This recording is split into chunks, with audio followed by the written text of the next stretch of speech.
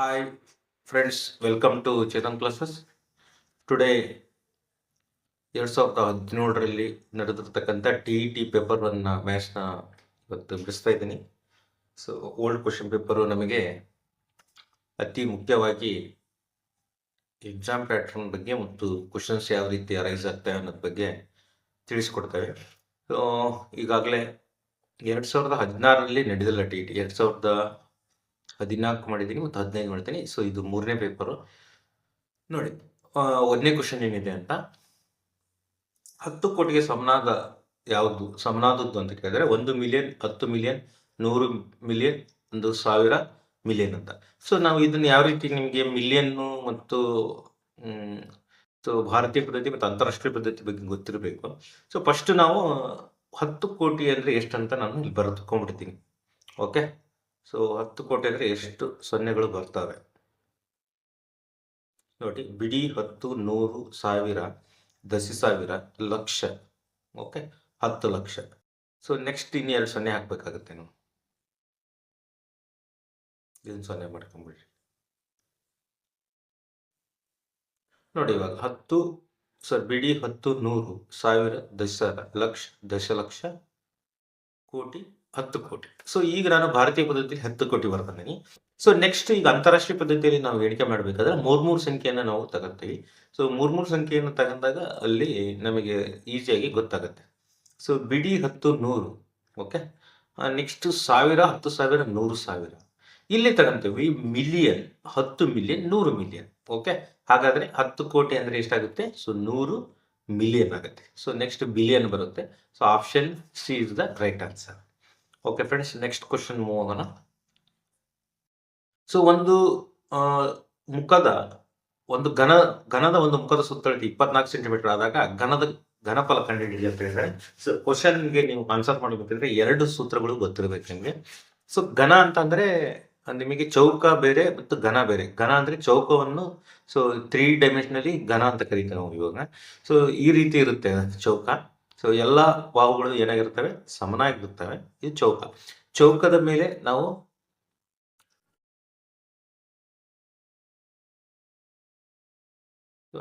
ಚೌಕಗಳನ್ನು ಇಟ್ಕೊಂತ ಹೋದಾಗ ಸೊ ಇದು ಘನ ಆಗುತ್ತೆ. ಓಕೆ, ಇದು ಘನ. ಸೊ ಇಲ್ಲಿ ಏನ್ ಹೇಳಿದ್ದಾರೆ ಅಂತಂದ್ರೆ, ಒಂದು ಘನದ ಮುಖದ ಸುತ್ತಳತೆ 24 ಸೆಂಟಿಮೀಟರ್ ಆದಾಗ ಘನಫಲ ಕಂಡುಹಿಡಿಯಿರಿ ಅಂತ ಹೇಳಿದ್ದಾರೆ. ಸೊ ಈಗ ನಾನು ಏನ್ ಮಾಡ್ತೀನಿ ಅಂತಂದ್ರೆ ಲೆಕ್ಕ ಮಾಡ್ತೀನಿ ಇವಾಗ ನೋಡಿ. ಸೊ ಒಂದು ಘನದ ಮುಖದ ಸುತ್ತಳತೆ ಅಂದ್ರೆ 24. ಸೊ ಸುತ್ತಳತೆ, ಚೌಕದ ಸುತ್ತಳತೆ ತಗೋಬೇಕಾಗುತ್ತೆ. ಚೌಕದ ಸುತ್ತಳತೆ ಏನಾಗುತ್ತೆ? 4a. ಸೊ 24 ಆಗುತ್ತೆ ಆನ್ಸರ್. ಸೊ 4 ಒಂದ್ಲೆ 4 6 24 ಅಂದ್ರೆ a is equal to ಏನಾಗುತ್ತೆ? 6 ಸೆಂಟಿಮೀಟರ್ ಆಗುತ್ತೆ. ಸೊ ನೆಕ್ಸ್ಟ್ ಕ್ಯೂಬ್, ಅದು ಒಂದು ಘನಫಲ ಕಂಡುಹಿಡಿಯುವ ಸೂತ್ರ ಏನಂದ್ರೆ a cube. So a cube find out ಮಾಡಬೇಕಂದ್ರೆ 6 cube. So 6 into 6 into 6. So ಎಷ್ಟಾಗುತ್ತೆ ಅಂದ್ರೆ 36 into 6, 6 36, 3 6 18. So 218 centimetre cube answer ಆಗುತ್ತೆ. ಓಕೆ, ಸೊ 216 ಇದೆ. So option 4 is right answer. So 216. So next question move ಆಗೋಣ. ಇಲ್ಲಿ ನೋಡಿ, ಸೊ 2 ಮತ್ತು ಕ್ಯೂಬ್ ರೂಟ್ 2, ಕ್ಯೂಬ್ ರೂಟ್ 16 ಮತ್ತು 16 ಸ್ಕ್ವೇರ್ ರೂಟ್ ಇದೆ. ಸೊ ಫ್ರೆಂಡ್ಸ್ ನೋಡಿ, ಅರ್ಥ ಮಾಡ್ಕೊಡು ಕ್ವಶನ್. ನೀವು ಈ ರೀತಿ ಬರ್ಬಿಟ್ರೆ ಬರೇ ಇದಲ್ಲ, ಯಾಕಂದ್ರೆ ವರ್ಗ ಅಂತ ಅಲ್ಲ, ಇಲ್ಲಿ ಕ್ಯೂಬ್ ಅಂತ ಇದೆ. ಕ್ಯೂಬ್ ಅಂದ್ರೆ ಸೊ ಘನಮೂಲವನ್ನು ಕಂಡುಹಿಡಿಯಬೇಕು. ಇಲ್ಲಿ ಘನಮೂಲ. ಇಲ್ಲಿ ನೋಡಿ, ಇಲ್ಲಿ ಏನು ಬರ್ದಿಲ್ಲ ಅಂತಂದ್ರೆ ಇದು 2 ಅಂತ ಅರ್ಥ. ಸೊ ನೀವು ಡಿಫ್ರೆನ್ಸ್ ತಿಳ್ಕೋಬೇಕು. ಇಲ್ಲಿ ಏನಿಲ್ಲ ಅಂತಂದ್ರೆ 2 ಇರುತ್ತೆ. ಸೊ ಇಲ್ಲಿ ಏನಿಲ್ಲ, ಈ 3 ಬರ್ದಿದ್ದಾರೆ, 3 ಇದೆ. ಬಟ್ ಏನು ಬರ್ದಿಲ್ಲ ಅಂದ್ರೆ 2 ಅಂತ. ಇದು ವರ್ಗಮೂಲ ಆಗುತ್ತೆ, ಇವು ಘನಮೂಲ ಆಗ್ತವೆ. ಅಂದ್ರೆ ಘನಮೂಲಗಳನ್ನು ಕಂಡುಹಿಡಿಯಬೇಕು. ಸೊ ಈಗ ನಾನು ಒಂದೊಂದನ್ನೇ ಬಿಡಿಸ್ಕೊಂತ ಬರ್ತೀನಿ. ಸೊ ಈಗ ಇದು ಹೆಂಗಿದೆ ಹಂಗೆ ಬಿಟ್ಕೊಳ್ರಿ. ಈಗ ನೋಡಿ, ವರ್ಗಮೂಲ 16 ವರ್ಗಮೂಲ ಎಷ್ಟಾಗುತ್ತೆ? 4 ಆಗುತ್ತೆ. ಸೊ 4 ಇದು ಹೋಯ್ತು ಅವಾಗ. ಸೊ ಇದು ಹೋದಾಗ ಉಳಿದಿರೋದು ಎಷ್ಟಂದ್ರೆ 16 ಇಂಟು 4. ಸೊ 16 ಇಂಟು 4 ಎಷ್ಟಾಗುತ್ತೆ ಅಂದ್ರೆ 64 ಆಗುತ್ತೆ. ಓಕೆ, 64. ಸೊ 64ರ ಘನಮೂಲ ಕಂಡುಹಿಡಿಬೇಕು. ಯಾಕಂದ್ರೆ ಇಲ್ಲಿ ಘನಮೂಲ ಇದೆ. ಸೊ ಕ್ಯೂಬ್ ಇದೆ ಅಲ್ಲ. ಸೊ ಘನಮೂಲ ಕಂಡುಹಿಡಿಬೇಕಂತಂದ್ರೆ ಎಷ್ಟಾಗುತ್ತೆ ಅಂದ್ರೆ ನೋಡಿ, ಸೊ ನಾನು 4 ತಗೊಂತೀನಿ. 4 ಇಂಟು 4 ಇಂಟು 4, 4 16, 14 64. ಸೊ ಹಾಗಾದ್ರೆ ಸೊ 64ರ ಘನಮೂಲ ಎಷ್ಟಾಗುತ್ತೆ? ಸೊ 4 ಆಗುತ್ತೆ. ಹಾಗಾಗಿ ಸೊ ಟೋಟಲ್ ಇದ್ರ ವ್ಯಾಲ್ಯೂ ಏನಾಗುತ್ತೆ ಇಲ್ಲಿವರೆಗೆ 4 ಆಗುತ್ತೆ. ಓಕೆ. ಸೊ 4. ಈಗ ಇಲ್ಲೇನಿದೆ ಅಂದರೆ 2 ಇಂಟು 4 ಉಳಿತು. ಸೊ 2 ಇಂಟು 4 ಎಷ್ಟಾಗುತ್ತೆ 8. ಸೊ 8ರ ಘನಮೂಲ ಕಂಡುಹಿಡಿಯಬೇಕು. ಯಾಕಂದರೆ ಇಲ್ಲಿ ಮೂಲ ಘನ ಇದೆ. ಸೊ 8ರ ಘನಮೂಲ ಎಷ್ಟಾಗುತ್ತೆ ಅಂದರೆ 2. ಯಾಕಂದರೆ 2 ಇಂಟು 2 ಇಂಟು 2. ಸೊ ಹಾಗಾದರೆ ಇದರ ಬೆಲೆ ಎಷ್ಟಾಗುತ್ತೆ 2. ಇಲ್ಲಿ ಹೊರಗಡೆ 2 ಇದೆ. 2 ಇಂಟು 2 ಎಷ್ಟಾಗುತ್ತೆ ಆನ್ಸರ್ 4 ಆಗುತ್ತೆ. So option 1 is the right answer. Simple ಇದೆ. ಸೊ ಇಲ್ಲಿ ತಕ್ಷಣ ನಾವು ಏನು ಘನ ಕೊಟ್ಟಿದ್ದಾರೆ ಅಥವಾ ವರ್ಗಮೂಲ ಕೊಟ್ಟಿದ್ದಾರೆ ಅನ್ನೋದನ್ನ ನೋಡಬೇಕಾಗುತ್ತೆ ಫ್ರೆಂಡ್ಸ್. ಓಕೆ. ಸೊ ನೆಕ್ಸ್ಟ್ ಕ್ವಶನ್ಗೆ ಮೂವ್ ಆಗೋಣ. ಪ್ರತಿ ಭಾಗ 4 ಸೆಂಟಿಮೀಟರ್ ಇರುವ 4 ಘನಗಳನ್ನು ಒಂದರ ಪಕ್ಕದಲ್ಲಿ ಒಂದರಂತೆ ಇರಿಸಲಾಗಿದೆ. ಫಲಿತ ಆಯತ ಘನದ ಪೂರ್ಣ ಮೇಲ್ಮೈ ವಿಸ್ತೀರ್ಣ ಕೇಳಿದ್ದಾರೆ. ನೋಡಿ, ಸೊ ಘನವನ್ನು ಒಂದ್ರ ಪಕ್ಕಕ್ಕೆ ಒಂದು ಇಟ್ಟಾಗ ಸೊ ಏನಾಗುತ್ತೆ, ಆಯತ ಘನ ಆಗುತ್ತೆ. ಅದರ ಪೂರ್ಣ ಮೇಲ್ಮೈ ವಿಸ್ತೀರ್ಣವನ್ನು ಕೇಳಿದ್ದಾರೆ. ಸೊ ಪ್ರತಿ ಬಾಹು ಎಷ್ಟಿದೆ ಅಂತಂದ್ರೆ 4 ಸೆಂಟಿಮೀಟರ್ ಇದೆ. ಸೊ ಇದನ್ನ ಲೆಕ್ಕ ನಾವು ಮಾಡೋಣ. ಸೊ ನೆಕ್ಸ್ಟ್ ನೋಡಿ, ಘನವನ್ನು ಒಂದ್ರ ಪಕ್ಕಕ್ಕೆ ಒಂದು ಇಟ್ಟಿದ್ದಾರೆ ಅಂತ ಹೇಳ್ತಾರೆ. ಸೊ ಯಾವ ರೀತಿ ಅಂತಂದ್ರೆ ಇದು ಒಂದು ಘನ, ನೆಕ್ಸ್ಟ್ ಇದ್ರ ಪಕ್ಕಕ್ಕೆ ಇನ್ನೊಂದು ಘನ ಇಟ್ಟಿದ್ದಾರೆ. ಸೊ ಇದ್ರ ಪಕ್ಕಕ್ಕೆ ಇನ್ನೊಂದು ಘನ ಇಟ್ಟಿದ್ದಾರೆ. ಸೊ ಇಲ್ಲಿ ಉಂಟಾಗೋದು ಏನಾಗುತ್ತೆ, ಆಯತ ಘನ ಆಗುತ್ತೆ. ಓಕೆ. ಸೊ ಆಯತ ಘನ ಆಗೋಕ್ಕಿಂತ ನಾವೇನು ಮಾಡಬೇಕು ಇವಾಗ, ಇಲ್ಲಿ ಎಷ್ಟಿದೆ 4 ಸೆಂಟಿಮೀಟರ್, ಇದು 4, ಇದು 4. ಸೊ ಟೋಟಲ್ ಎಷ್ಟಾಗುತ್ತೆ, ಇದು 12 ಸೆಂಟಿಮೀಟರ್ ಆಗುತ್ತೆ. ಓಕೆ. ಸೊ ಇದನ್ನ ನಾನು ಎಲ್ ಅಂತ ತಗೊಂತೀನಿ.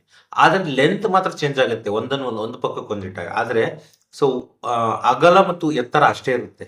ಸೊ ಹಾಗಾದರೆ ಹೆಚ್ಚು ಎಷ್ಟಾಗುತ್ತೆ, 4 ಸೆಂಟಿಮೀಟರ್ ಇರುತ್ತೆ. ಸೊ ಅಗಲ ಬ್ರೆಡ್ತ್ ಎಷ್ಟಿರುತ್ತೆ, 4 ಸೆಂಟಿಮೀಟರ್ ಇರುತ್ತೆ. ಸೊ ಇದು ಮಾತ್ರ ಚೇಂಜ್ ಆಗುತ್ತೆ, ಯಾಕಂದರೆ ಒಂದ್ರ ಪಕ್ಕಕ್ಕೆ ಒಂದು ಇಟ್ಟಿದ್ದೀವಿ ನಾವು. ಸೊ ಈಗ ಏನು ಕ್ವಶನ್ ಕೇಳಿದ್ರೆ, ಆಯತಘನದ ಮೇಲ್ಮೈ ವಿಸ್ತೀರ್ಣ ಕೇಳಿದರೆ. ಸೊ ಆಯತಘನದ ಮೇಲ್ಮೈ ವಿಸ್ತೀರ್ಣ ನಮಗೆ L into B. So 2 into L into B. So B into H, next H into L ಇರುತ್ತೆ ಆನ್ಸರ್. ಸೊ ಎಲ್, ಈಗ ನೋಡಿ ಎಲ್ ಇಂಟು ಬಿ ಎಷ್ಟಿದೆ, ಎಲ್ ಇಂಟು ಬಿ 12 ಇಂಟು 4, 12 ಎಷ್ಟಾಗುತ್ತೆ 48. So plus B into H. So 4 into 4 ಎಷ್ಟಾಗುತ್ತೆ 16 ಆಗುತ್ತೆ. Plus H into L, H into 12 48 ಆಗುತ್ತೆ friends. Okay. So ಇವಾಗ ಏನು ಮಾಡ್ತೀನಿ ನಾನು, 2 ಇಲ್ಲಿ 16 ಕಾಮನ್ ಇದೆ. 16 3 16 16. ಸೊ 16 ಕಾಮನ್ ತೆಗಿದ್ದೀನಿ. ಈಗ ನೀವು ಇದನ್ನು ಕೂಡಿಸಿ ಇಂಟು ಮಾಡಿದ್ರೆ ಬರುತ್ತೆ ಆನ್ಸರ್. ಬಟ್ ಈಸಿ ಅಂದರೆ 16 ಕಾಮನ್ ತೆಗೆದಾಗ ಸೊ ಇಲ್ಲಿ 3 ಉಳಿಯುತ್ತೆ. ಸೊ 16 3 48, ಇದು 1 ಉಳಿಯುತ್ತೆ. ಪ್ಲಸ್ 16 3 48. ಕೆಲವೊಬ್ರು ಏನು ಮಾಡ್ತಾರೆ, ಇದು 0 ಅನ್ಕೊಂತೀವಿ, 0 ಉಳಿಯಲ್ಲ. 14 16 ತೆಗೆದ್ರೆ ಇಲ್ಲಿ 16 ಇಂಟು 1 ಮಾಡಬೇಕಲ್ಲ. ಸೊ 1 ಇರುತ್ತೆ. ನಿಮಗೆ ಡೌಟ್ ಇದ್ದರೆ ಇದನ್ನು 3 ಕೂಡಿಸ್ಕೊಂಡು ಇಂಟು 2 ಮಾಡ್ಕೋಬಹುದು. ಸೊ ನೆಕ್ಸ್ಟ್ 16 32 ಇಂಟು, ಸೊ ಇಲ್ಲಿ ಏನಾಗುತ್ತೆ 3 3 6 7 ಉಳಿಯುತ್ತೆ. So 32 into 7, 7 7 14, 1 7 3 20. So 724 centimetre square answer ಬರುತ್ತೆ. ಸೊ ಚೆಕ್ ಮಾಡೋಣ, 724 ಐತವಲ್ಲ ಅಂತ.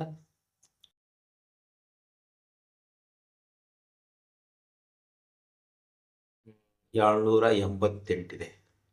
ಇಲ್ಲೂ ಮಿಸ್ಟೇಕ್ ಮಾಡಿದ್ದೀವಿ. ಸೊ ಚೆಕ್ ಮಾಡೋಣ ಎಲ್ಲಿ ಮಿಸ್ಟೇಕ್ ಆಗಿದೆ ಅಂತ. ಸೊ 12 ಇಂಟು 4, 12 48 ಕರೆಕ್ಟ್ ಇದೆ. ಬಿ ಇಂಟು ಹೆಚ್ 4 16 ಕರೆಕ್ಟ್ ಇದೆ, ಇಲ್ಲಿ ಕರೆಕ್ಟ್ ಇದೆ. 32 ಇಲ್ಲಿ ಏನಾರ ಮಾಡಿದ್ದೇನಾ. So 38 into 7 1.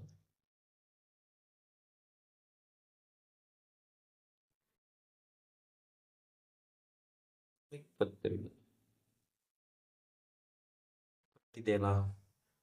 So L into B, B into H, yes H into L correct ಇದೆ. ಎಲ್ ಇಂಟು ಓಕೆ,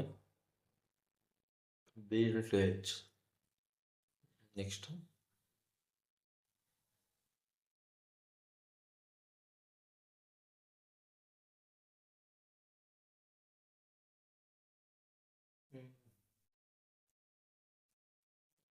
ಪ್ರಕಾರ ನೋಡೋಣ. ಸೊ 224 ಕರೆಕ್ಟ್ ಇದೆ, ಬಟ್ ಇಲ್ಲಿ ಆನ್ಸರ್ 788 ಅಂತ ಹೇಳ್ತೀವಿ.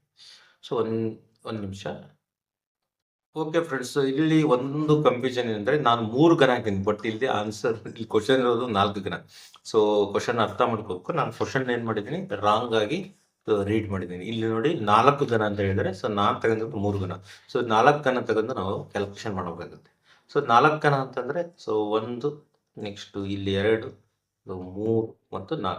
ಸೊ ಉದ್ದ ಏನಾಗಿಬಿಡುತ್ತೆ ಯಾವಾಗ ಅಂದರೆ 16 ಸೆಂಟಿಮೀಟರ್ ಆಗುತ್ತೆ. ಸೊ ನಾನು 12 ತಗೊಂಡಿದ್ದೆ ಅಲ್ಲಿ. ಸೊ ಇಲ್ಲಿ ಇದು L = 16 ಆಗುತ್ತೆ. ಸೊ ಬ್ರೆಡ್ತ್ = ಏನಾಗುತ್ತೆ 4 ಆಗುತ್ತೆ. ಹೈಟ್ ಎಷ್ಟಾಗುತ್ತೆ ಸೇಮ್ 4 ಸೆಂಟಿಮೀಟರ್. ಸೊ ನಿಮಗೆ ಇದು ಮೇಲ್ಮೈ ವಿಸ್ತೀರ್ಣ 2 into same formula L into B plus B into H plus H into L ಆಗುತ್ತೆ. So next 2 into L into B ಅಂದರೆ 16 ಇಂಟು 4 ಎಷ್ಟಾಗುತ್ತೆ ನೋಡಿ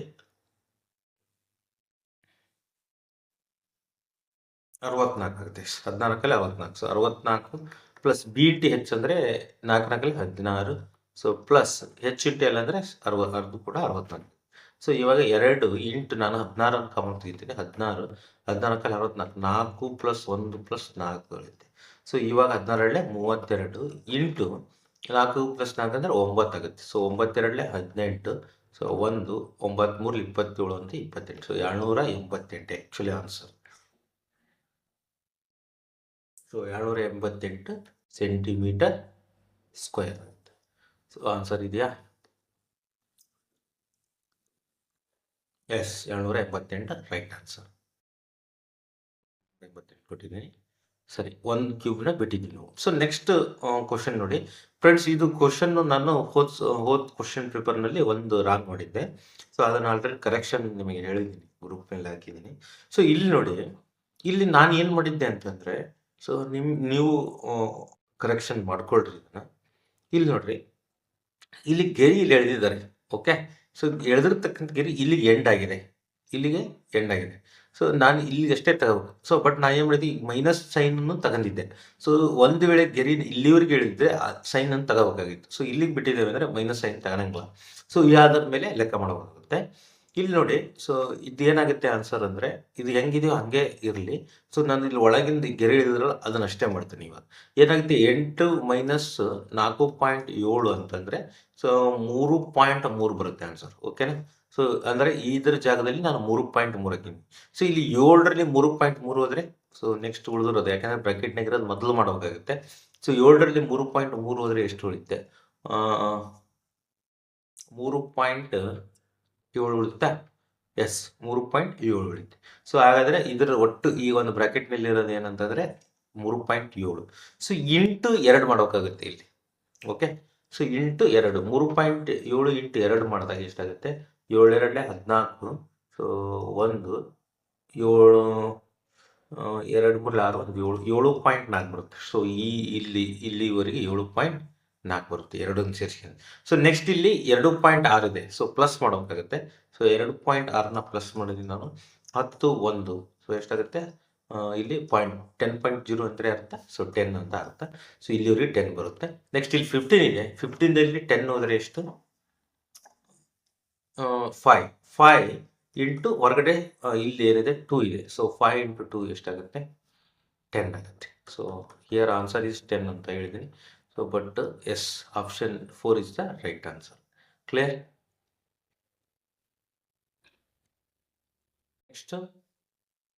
ನೆಕ್ಸ್ಟ್ ನೋಡಿ, ಕೆಳಗಿನವುಗಳಲ್ಲಿ ಪರಸ್ಪರ ಅವಿಭಾಜ್ಯ ಸಂಖ್ಯೆ. Simple, very very simple question.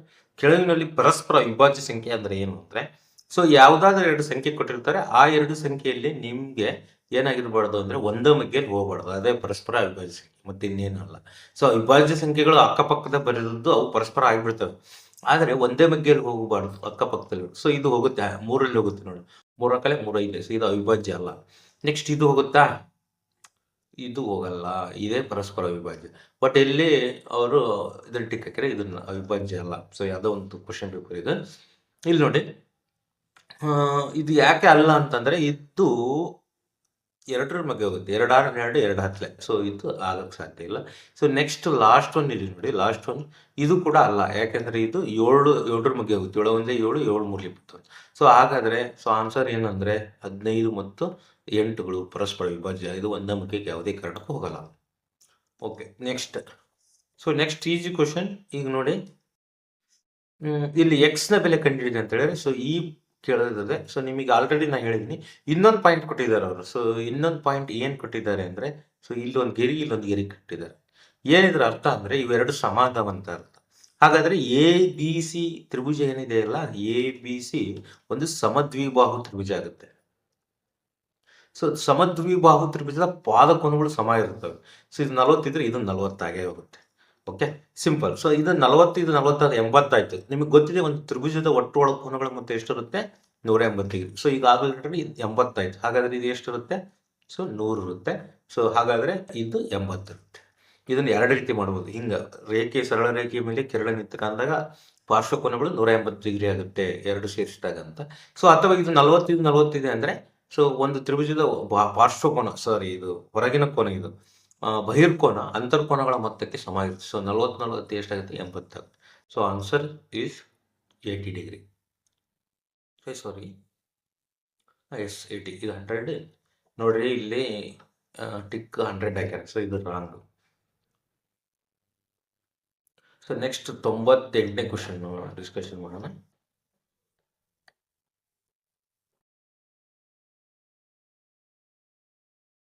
ಇದನ್ನ ಆಲ್ರೆಡಿ ನಾನು ಒಂದ್ಸಲ ಡಿಸ್ಕಷನ್ ಮಾಡಿದ್ದೀನಿ. ಸೊ ಇನ್ನೊಂದ್ಸಲ ಇದನ್ನ ಮಾಡೋಣ. ಇದು ಘಾತಾಂಕ ನಿಯಮದ ಮೇಲಿದೆ. ಸೊ ಘಾತಾಂಕ ನಿಯಮದ ಮೇಲೆ ನಿಮಗೆ ನೋಡಿದ ತಕ್ಷಣ ನಮಗೆ ಭಯ ಅನಿಸ್ತದೆ. ಯಾಕಂದ್ರೆ ಘಾತ 150 ಇದೆ, ಇಲ್ಲಿ 796 ಇದೆ. ಸಿಂಪಲ್. ಸೊ ಘಾತಗಳನ್ನು ಇಲ್ಲಿ ಇರ್ತಕ್ಕಂಥ ಬೇಸ್ ಸಂಖ್ಯೆಗಳನ್ನು ಸೇಮ್ ಮಾಡ್ಕೋಬೇಕು.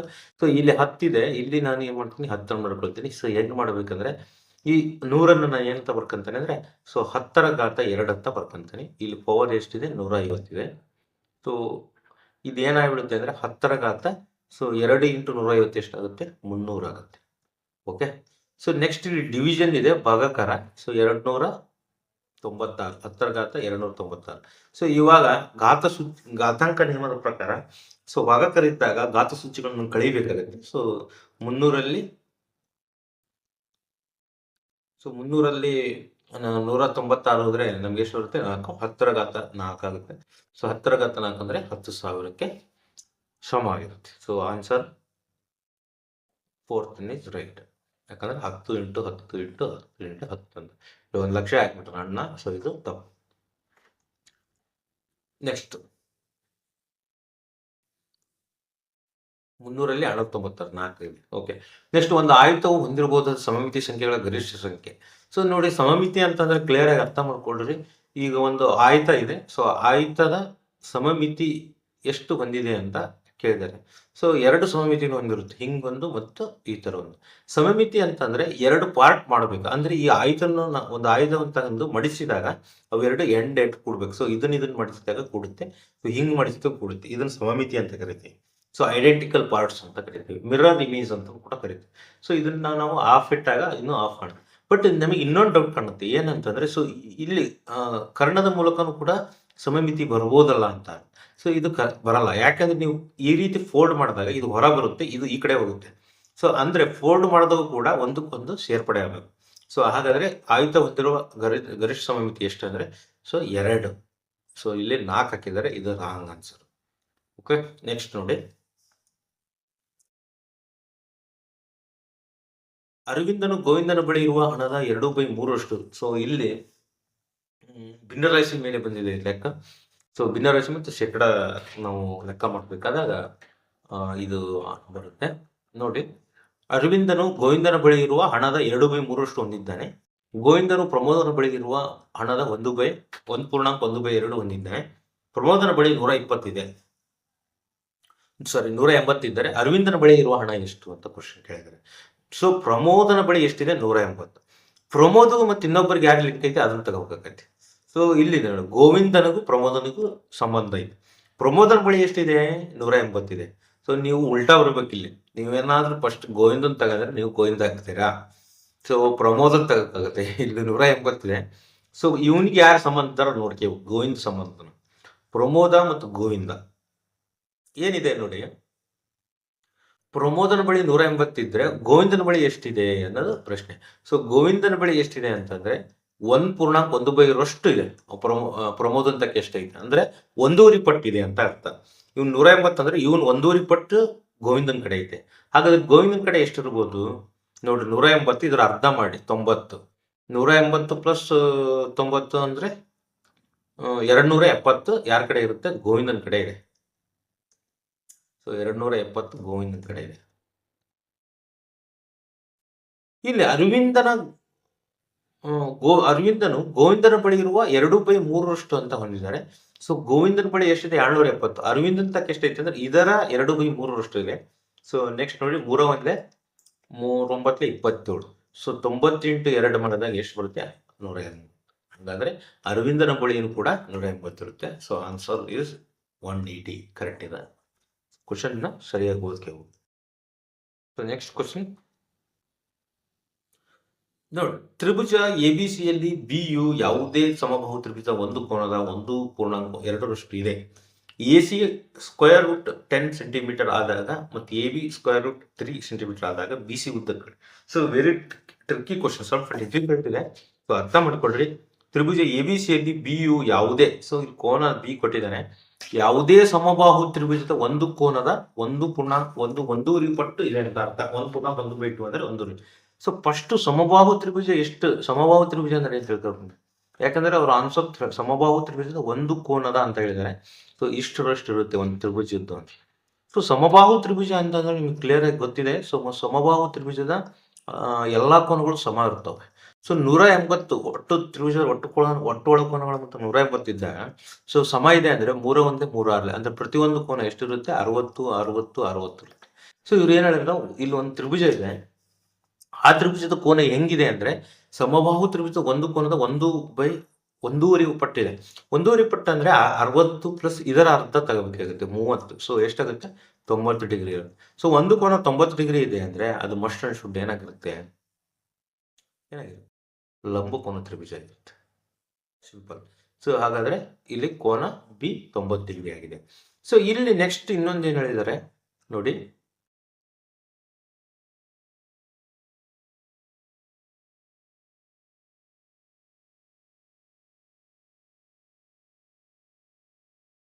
ನೋಡು. ಸೊ ಇಲ್ಲಿ ಎ ಸಿ ಕೊಟ್ಟಿದ್ದಾನೆ ಮತ್ತೆ ಎ ಬಿ ಕಟ್ಟಿದ್ದಾನೆ. ಸೊ ಇದನ್ನ ನಾವು ಇಲ್ಲಿ ಫೈಂಡ್ ಔಟ್ ಬಿ ಸಿ ಉದ್ದ ಕಂಡುಹಿಡಿಯಬೇಕು. ಸೊ ನೆಕ್ಸ್ಟ್ ಇಲ್ಲಿ ನಾನು ಬಿಡಿಸ್ತೇನೆ.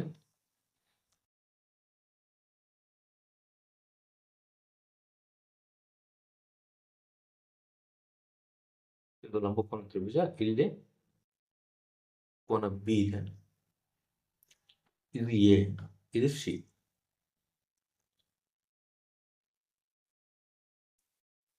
ಎ ಸಿ ಎಷ್ಟಿದೆ? √10. ಎ ಬಿ ಎಷ್ಟಿದೆ? √3. ಸೊ ಈ ಬಿ ಸಿ ಕಂಡುಹಿಡಬೇಕು. ಸೊ ಸಿಂಪಲ್, ನಿಮಗೆ ಪೈಥಾಗರಸ್ನ ಪ್ರಮೇಯನ ನಾವು ಅಪ್ಲೈ ಮಾಡಿದ ತಕ್ಷಣ ನಮಗೆ ಆನ್ಸರ್ ಬರುತ್ತೆ ಇದೆ. ಸೊ ಈಗ ಏನು ಪೈಥಾಗರಸ್ ಪ್ರಮೇಯ ಏನಿರುತ್ತೆ ಅಂದ್ರೆ ವಿಕರ್ಣದ ಮೇಲಿನ ಬಾಹು ಉಳಿದೆರಡು ಬಾಹುಗಳ ಮೇಲಿನ ಸಮ ಇರುತ್ತೆ. So AC² = AB² plus BC² ಆಗಿದೆ. ಸೊ ನಮಗೆ B C ಬೇಕಾಗಿರೋದ್ರಿಂದ AC² minus AB² ಮಾಡ್ಕೋಬೇಕು. ಸೊ = BC ಗೊತ್ತಾಗುತ್ತೆ. ಸೊ AC ಎಷ್ಟಿದೆ? √10 ಇದೆ. So √10 whole square minus AB ಎಷ್ಟಿದೆ? √3 ಸೊ BC ಗೊತ್ತಾಗುತ್ತೆ, BC². So square root cancel ಆಗುತ್ತೆ. 10 - 3 ಅಂದ್ರೆ 7. ಸೊ ಅಂದ್ರೆ BC² = 7 ಬಂತು. So BC = √7 centimetre. Okay, so √7 centimetre ಐತಲ್ಲ ನೋಡಿ. ಸೊ ಆನ್ಸರ್ ಫೋರ್ತ್ ಆಪ್ಷನ್ ಸರಿ ಇದೆ, ಸ್ಕ್ವೇರ್ ರೂಟ್ ಇದೆ. So here answer is √7. Okay, next. So very easy question, ದಶಮಾಂಶ ರೂಪ ಕೇಳಿದ್ದಾರೆ. ಸೊ ಎಷ್ಟು ಈಸಿ ಇದೆ ಅಂದ್ರೆ ನೋಡಿ, ಇದು ಒಂದು 5 ಸೆಕೆಂಡ್ ಒಳಗೆ ನೀವು ಆನ್ಸರ್ ಟಿಕ್ ಮಾಡ್ಬಿಡೋದು. ಸೊ 425 ಅಂತ ಫಿಕ್ಸ್ ಪಾಯಿಂಟ್ ಆದಮೇಲೆ ಇಲ್ಲಿ ನೋಡಿ, ಸೊ 27/1000 ಅಂತ ಹೇಳಿದ್ದಾರೆ.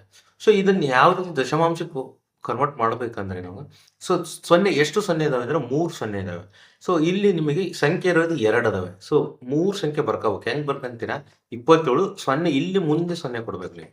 ಓಕೆ, 0 ಕೊಟ್ಟಾಗ ಇಲ್ಲಿ ಬಿಂದು ಇಡ್ಬೇಕಾಗುತ್ತೆ, ಯಾಕೆಂದ್ರೆ 3 0 ಇರೋದ್ರಿಂದ. ಸೊ ಈಗ ಇದಕ್ಕೆ ಆ್ಯಡ್ ಮಾಡಿ 0 2 7. So answer 4th is right answer. ಇದು ಅಲ್ಲ.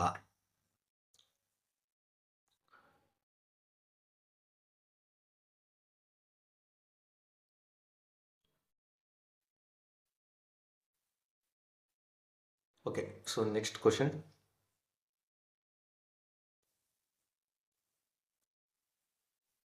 ಓಕೆ, ನೆಕ್ಸ್ಟ್ ಕ್ವಶನ್ ಡಿಸ್ಕಷನ್ ಮಾಡೋಣ. ಸೊ 6 ಮಕ್ಕಳ ಸರಾಸರಿ ವಯಸ್ಸು 5 ವರ್ಷ 5 ತಿಂಗಳಾದರೆ ಸೊ ಕ್ವಶನ್ ಅರ್ಥ ಮಾಡ್ಕೊಳ್ರಿ. 6 ಮಕ್ಕಳ ಒಂದು ಸರಾಸರಿ ವಯಸ್ಸು ಕೊಟ್ಟಿದ್ದಾರೆ. ಸೊ 5 ವರ್ಷ 5 ತಿಂಗಳಾದರೆ ಅವರ ವಯಸ್ಸಿನ ಮೊತ್ತ ಕೇಳಿದ್ದಾರೆ. ಸೊ ವೆರಿ ಸಿಂಪಲ್ ಕ್ವಶನ್, ಸರಾಸರಿ ಆಧಾರದ ಮೇಲಿದೆ. 6 ಮಕ್ಕಳ ಸರಾಸರಿ ಅಂತ ಕೇಳಿದ್ದಾರೆ. ಸರಾಸರಿ ಕೊಟ್ಬಿಟ್ಟಿದ್ದಾರೆ. So divide by 6 is equal to 5 ವರ್ಷ 5 ತಿಂಗಳು ಅಂತ ಹೇಳಿದ್ದಾರೆ. ಸೊ ಇದು ವರ್ಷ, ಇದು ತಿಂಗಳು ಅಂತ ತಿಳ್ಕೊಳ್ಳಿ.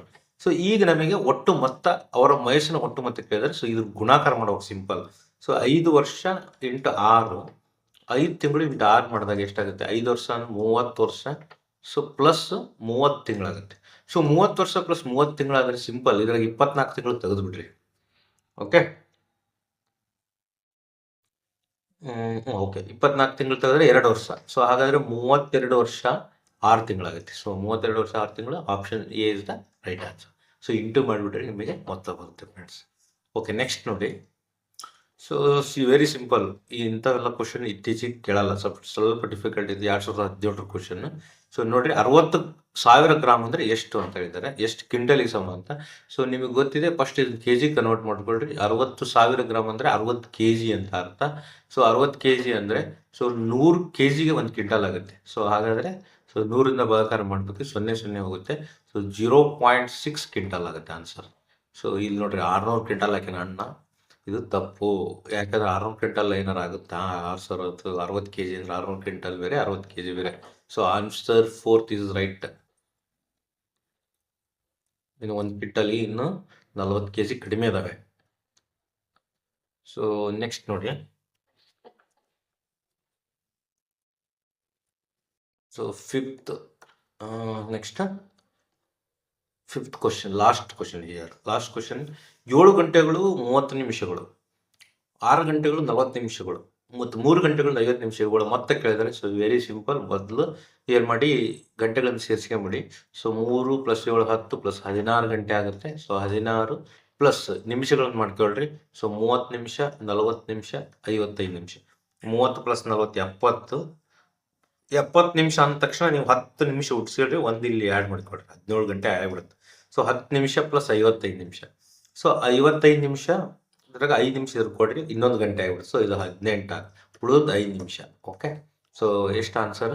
18 ಗಂಟೆಗಳು 5 ನಿಮಿಷ. So very simple question. Okay friends, so next ಕ್ಲಾಸ್ನಲ್ಲಿ ನಾವು ನೆಕ್ಸ್ಟ್ ಪೇಪರ್ನಿಂದ ಡಿಸ್ಕಷನ್ ಮಾಡೋಣ. ಸೊ ಬೇರೆ ಬೇರೆ ಟಾಪಿಕ್ಸ್ನ ನಾವು ಸ್ಟಡಿ ಮಾಡೋಣ. So wish all the best. ನೀವು ಚೆನ್ನಾಗಿ ಓದ್ತಾ ಇದ್ದೀರಾ. ಇನ್ನೂ ಕೇವಲ ಲೆಸ್ ದೆನ್ 1 ಮಂತ್ ಉಳಿದಿದೆ. ಸೊ ಪ್ರಿಪ್ರೇಷನ್ ಜೋರಾಗಿರಲಿ, ಸರ್ಕಾರಿ ನೌಕರರಾಗಿರಿ ಅಂತಕ್ಕಂಥ ಒಂದು ವಿಶ್ವಾಸನ ತಿಳಿಸ್ತಾ ಇದ್ದೀನಿ. ಸೊ TET ಆಗಿಬಿಟ್ರೆ ನಿಮಗೆ 50% ನೀವು ಗೌರ್ಮೆಂಟ್ ಅಪಾಯಿಂಟ್ ಆದಂಗೆ. ಸೊ TET ಯಾಕೆಂದರೆ ಸ್ವಲ್ಪ ಡಿಫಿಕಲ್ಟ್ ಇರುತ್ತೆ. So almost all in general 4 to 5% peoples ಅಷ್ಟೇ ಪಾಸ್ ಆಗೋ ಚಾನ್ಸಸ್ ಇದೆ. ಸೊ ಹಾಗಾಗಿ TET ನೀವು ಪಾಸ್ ಆದರೆ ಸೊ ನೀವು 50% ಟೀಚರ್ ಆದಂಗೆ. ಸೊ ಇನ್ನು 50 CET ಹೆಂಗಿರುತ್ತೆ ಅಂದರೆ ಸಿಲೆಬಸ್ ತುಂಬ ಇರುತ್ತೆ, ಬಟ್ ಕ್ವಶನ್ ಪೇಪರ್ಸ್ ನಿಮಗೆ ಈಸಿಯಾಗಿ ಆನ್ಸರ್ ಮಾಡಬಹುದು. ಸೊ ಒಂದು ಕಾನ್ಫಿಡೆನ್ಸ್ ಬರುತ್ತೆ, ನೀವು TET ಕ್ಲಿಯರ್ ಆಗಿರೋದ್ರಿಂದ CET ಈಸಿಯಾಗಿ ಮಾಡ್ಬೋದು. ಸೊ ಹಾಗಾಗಿ ಸ್ವಲ್ಪ ಕಷ್ಟಪಡಬೇಕಾಗುತ್ತೆ.